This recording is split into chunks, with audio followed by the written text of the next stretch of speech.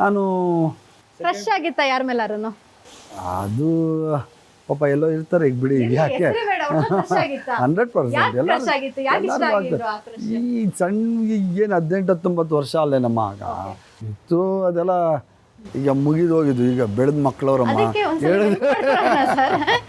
Infection ಆಗಿತ್ತು ಅಷ್ಟೇ.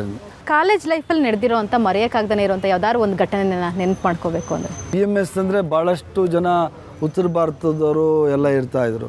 So ನಮಗೇನು ನಾವಿಲ್ಲಿ ಹುಟ್ಟು ಬೆಳೆದವರು, ನಮ್ಮದು ರಾಜ್ಯ, ನಮ್ಮ ನಾಡು, ನಾವು ಡಾಮಿನೇಟ್, ನಮ್ಮದು ನಡಿಬೇಕು ಅನ್ನೋದು ಇತ್ತು.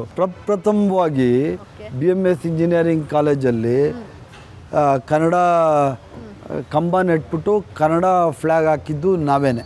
ಅದ್ಮೇಲೆ ಬೋರ್ಡ್ ಬೇರೆ ಹಾಕ್ಬಿಟ್ಟಿದ್ರಿ, ನಾನು ರಾಮರೆಡ್ಡಿ ನಮ್ಮ ಬೋರ್ಡ್ ಹಾಕ್ಬಿಟ್ಟಿದ್ರಿ, ಯಾರು ಕಿತ್ಬಾರ್ದು ಅದು ಅಂತ. ಸೊ ನಾನು BMS ಅಲ್ಲಿ ನಮ್ಮದು ಸಿವಿಲ್, ನಾವು ಕಾಂಟ್ರಾಕ್ಟರ್ಸ್, ಕ್ಲಾಸ್ 1 ಕಾಂಟ್ರಾಕ್ಟರ್ಸ್ ಅಂತ ಹೇಳಿದ್ನಲ್ಲ. ಸೊ ಸಿವಿಲ್ ಸೇರಿ ಅದಾದಮೇಲೆ ನಾನು ಕೋರ್ಸ್ ಕಂಪ್ಲೀಟ್ ಮಾಡಿದೆ. ಇಂಜಿನಿಯರಿಂಗ್ ಕಂಪ್ಲೀಟ್ ಮಾಡಲಿಕ್ಕೆ ಆಗಿಲ್ಲ, ಕೋರ್ಸ್ ಎಲ್ಲ ಕಂಪ್ಲೀಟ್ ಆಯಿತು. ಸೊ ಅದಾದ್ರಿಂದ ಆ ಜೀವನ ಇನ್ನೂ ಮರೆಯೋಕ್ಕೆ ಸಾಧ್ಯ ಇಲ್ಲ. Student life is golden life ಅಂತಾರಲ್ಲ, ಅದು ನನ್ನ ವಿಚಾರದಲ್ಲಂತೂ 100ಕ್ಕೆ 100 ಸತ್ಯ.